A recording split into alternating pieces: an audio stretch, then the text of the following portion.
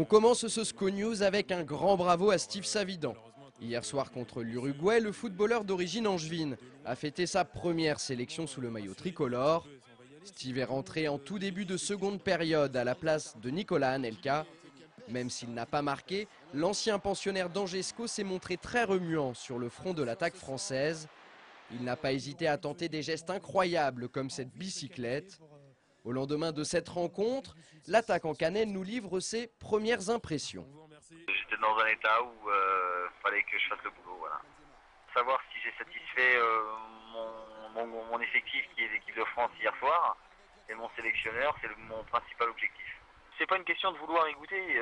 Pour vouloir y prétendre, il y a des étapes à respecter. C'est d'abord être performant dans son club, d'être performant dans son championnat, et peut-être qu'après, on te demandera d'être performant en équipe de France. Aujourd'hui, je dirais hier c'est fini. Voilà, je me suis remis à l'entraînement ce matin avec l'ASM Caen. Samedi, j'ai un match hyper important contre Auxerre. Ça y est, l'équipe de France, c'est fini. C'est fini de jouer avec elle jusqu'à la prochaine peut-être sélection.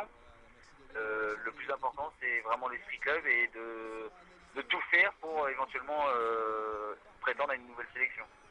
On enchaîne maintenant avec l'actualité du club d'Angesco. Ce matin, les joueurs se sont entraînés sur le terrain synthétique Paul Robin à Belle-Beille. La séance a duré 1h15. Lors de cet entraînement, Jean-Louis Garcia a mis en place plusieurs situations d'attaque-défense en vue du match de Coupe de France qui aura lieu dimanche face à Arnage-Pontlieu. Et contre ce genre de formation qui évolue en DH, c'est tout à fait le genre de schéma auquel les Angevins pourraient être confrontés. On sait qu'ils vont être regroupés derrière, ils vont essayer de procéder en contre. Maintenant, c'est à nous de trouver les clés, pourquoi pas marquer assez rapidement pour bien gérer le match.